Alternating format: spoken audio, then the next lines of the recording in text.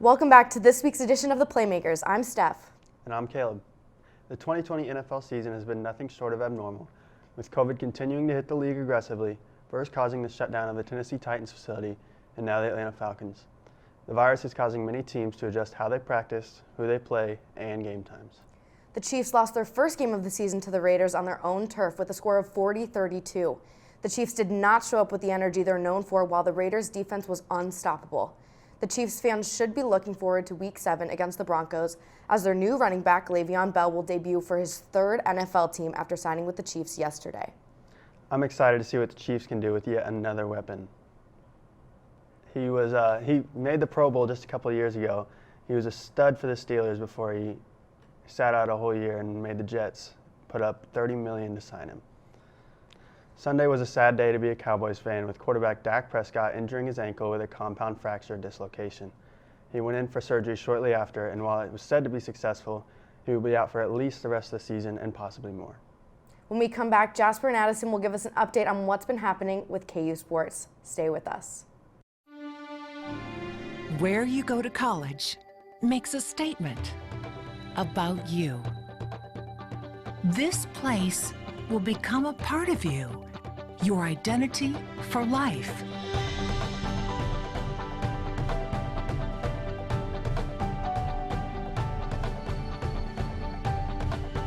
The University of Kansas, a great place to be you. Welcome back. I'm Jasper. And I'm Addison. The Jayhawks lost both of the 5-set match against the West Virginia Mountaineers this past weekend. The freshmen provided themselves reliable players, with Aya Enadili and Carly Smith both finishing with double-digit kills in the Friday night's game. KU fought hard but eventually lost the 5th set to West Virginia. During the Saturday night game, 3 freshmen led the team: Carolina Crawford, Molly Switz, and Schmidt again. Kansas struggled during the first set, but won the second set and kept the pressure on for a close third set. KU fought hard, but West Virginia took the 4th set and 5th sets. Also, congratulations to Caroline Crawford, the preseason Big 12 Freshman of the Year and now the Big 12 Rookie of Week. Crawford has played in all 6 matches and reached a career-best 13 kills in the October 10th match against the Mountaineers. The Jayhawks will travel to Norman, Oklahoma to play the Oklahoma Sooners October 16th and 17th. The first match will be played at 6 p.m. on the 16th and can be watched on Fox Sports Oklahoma, while the second match will be played on the 17th at 4 p.m. on Soonersports.tv, powered by Fox. Next week, Kansas will travel to Fort Worth, Texas to play TCU October 22nd and 23rd at the Scholar Mare Arena. The Jayhawks took on Baylor last Friday in Waco, Texas. Kansas came into the game undefeated and ranked 5th, while Baylor was still searching for that first win. The game started slow until Baylor's forward Sean Cross scored the first goal of the game in the 25th minute. Kansas goalkeeper Sarah Peters bounced back with a couple good saves until the 36th minute, when Taylor Moon scored the second goal for Baylor. Peters had a much better second half, not allowing another goal, but Kansas just couldn't get the offense going as they fell to the Bears 2-0. Kansas looks to bounce back as they play again tonight at 7 p.m. at Rock Chalk Park. The game can be seen on ESPN Plus and Big 12 Now. Kansas and Mizzou have agreed to push back the Border War one season. The game was originally scheduled for December 12th at Allen Fieldhouse. The teams have agreed to a 6-game series through 2025, switching between Lawrence, Kansas City, and Columbia. Athletic Director Jeff Long said the delay was a result of the NCAA rescheduling the season start date, as well as only allowing a limited crowd. KU Athletics announced on Tuesday that the game will be rescheduled for December 11th, 2021. After coming off a bye week, football is back. The Jayhawks will travel to Morgantown, West Virginia to take on the Mountaineers this Saturday at 12 p.m. Coach Les Miles is scheduled to travel with the team this weekend after he tested positive last week. Fans can stream the game on Fox. After the break, Robert will give us an update on the Premier League. Stay with us.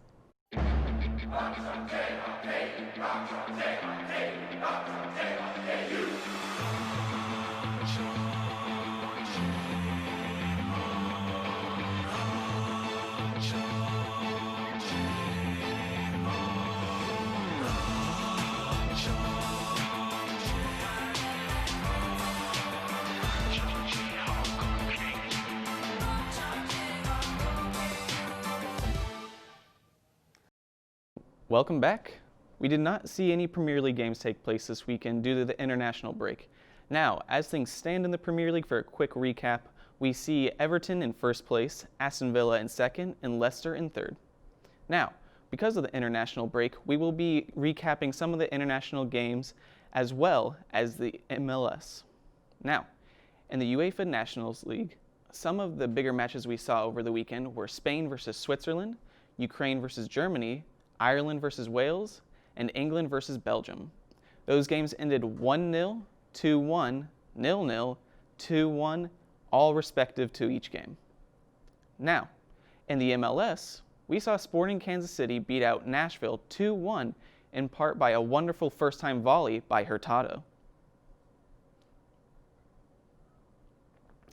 Look at that volley. It was great. You saw him take it on the first time, and it soared to the top left corner of the goal. It was pretty beautiful, if you ask me. Now, in the MLS again, we saw LAFC win over Seattle 3-1, and Portland beat San Jose 3-0. Should be shaping up to be a good season this year in the MLS, and so we better stay tuned to get our recaps on every week here at the Playmakers. Now, let's give it to Stephanie to take a look at the South American World Cup qualifiers. Fútbol aéreo de Brasil, pelota al segundo palo, de cabeza dentro. Firmino. The 2022 Qatar FIFA World Cup qualification tournament for South America has started with intense matches being played on October 13th. The top 4 teams get a free pass to go straight to the World Cup, which as of now are Brazil, Argentina, Colombia, and Paraguay. The 5th place team goes to the playoffs to fight for a chance to represent their country in the world's biggest soccer event. Global Soccer World Power Brazil did not show Peru mercy with a win of 4-2. Paris Saint-Germain's own Neymar scored 3 out of the 4 goals, 2 of which were penalties, placing Brazil in first place. South America will continue their tournament on November 12th. When we come back, Maya and Zane will give us a closer look at what's going on in the professional sports. Stay with us. Where you go to college makes a statement about you. This place will become a part of you, your identity for life.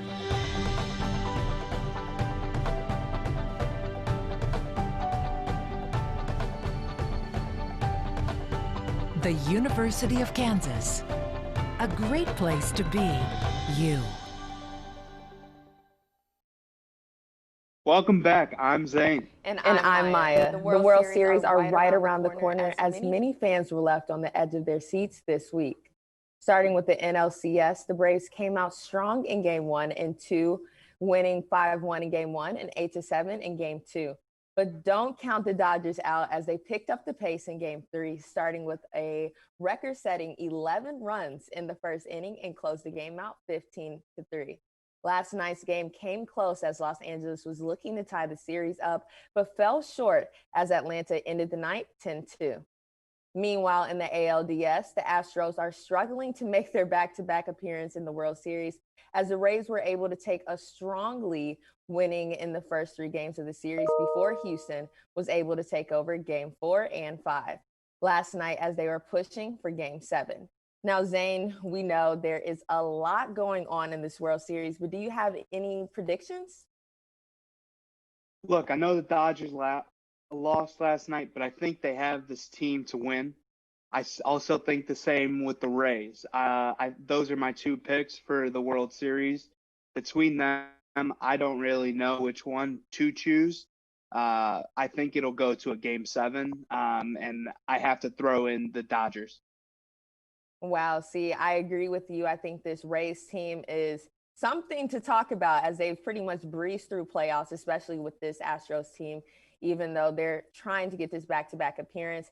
I'm with you. It's going to be Rays and Dodgers, but I have faith in these Rays that they're going to blow it out. But we are starting one Bubbles Finals playoffs after we just ended the NBA Finals Bubbles playoffs. So go ahead and tell me a little bit more about that.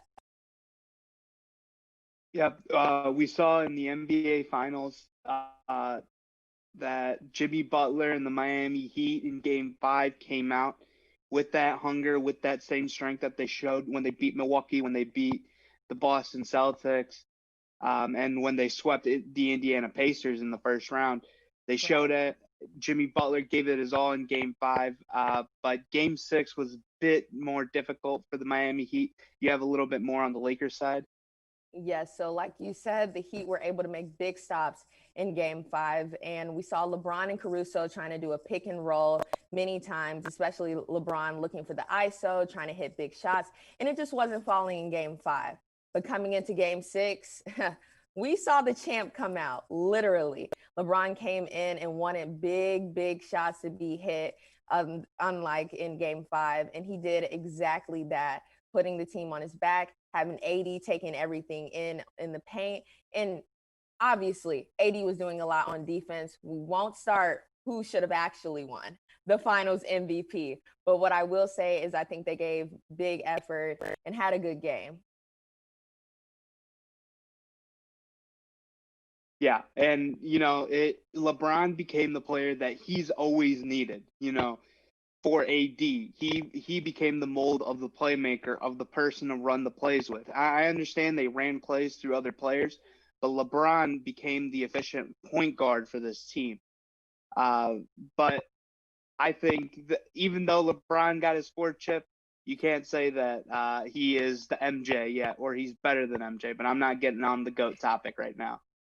Yes, but I know this offseason, we got a lot of big moves. Adam Silver said, obviously, this playoffs is one of the biggest, and historically is going to go down in the books for being one of the best playoffs. But of course, playoffs are going to get bigger. They're going to get better. So what do you have going on in this postseason? This offseason, I think, a lot of moves.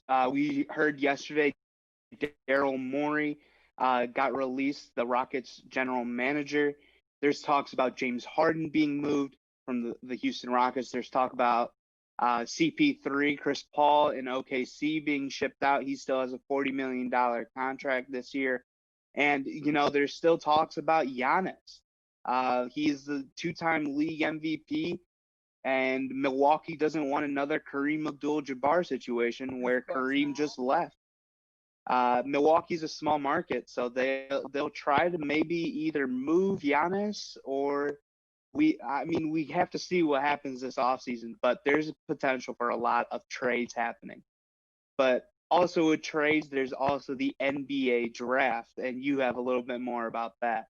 Yes, this NBA draft, we had a lot of rookies come in last year, make big shots, make big plays. Ja Morant, rookie of the year, went ahead, did what he had to do to change this Memphis franchise around. And also, Zion, he did get hurt, but his impact was a lot on the Pelicans. But going into the 2020 draft, top 3 picks are about to be insane. Minnesota will most likely get their hands on Anthony Edwards. He'll play a big role there. Number 2 pick, Warriors. We had injuries this year, but next year they're going to center their franchise around Steph, Clay, and hopefully their new rookie, whether that's James Wiseman or LaMelo. Now, going further down into the picks, we have Tyrese Maxey, who is a Texas native, great in high school, amazing at Kentucky. And we're looking to see him with the Trailblazers, which will help CJ McCollum and Dame definitely. But now I have a big lottery pick for you. I told you I was going to keep this one in my pocket. But RJ Hampton could be going to the Heat. And, we have big playoff predictions for next year, which I'm going to go ahead and toss it to you. But RJ Hampton is going to help that Heat team out. Yeah. Speaking of the Miami Heat, they have an incredible potential to make many moves to sign free agents. They have the cap space. They're in good contention to having a good roster. They already have a great roster with the rookies that they brought in this year, unsigned rookies. Let's talk about a little bit more of the Kentucky boys. Tyler Hero. We saw him, baby goat show off in the NBA Finals. But let's talk about how the Miami Heat are my top picks for the NBA Finals next year. 2 from the East, the Miami Heat and the Brooklyn Nets. I think the Nets can be very efficient with KD and Kyrie coming back. But for the West, I think it's going to be Battle of California. My dark horse team is going to be the Sacramento Kings. There's also a lot of potential for them to be making some moves. But I think it's going to be LA and the Warriors, but my dark horse will be the Sacramento Kings. What are your thoughts about the next year's final?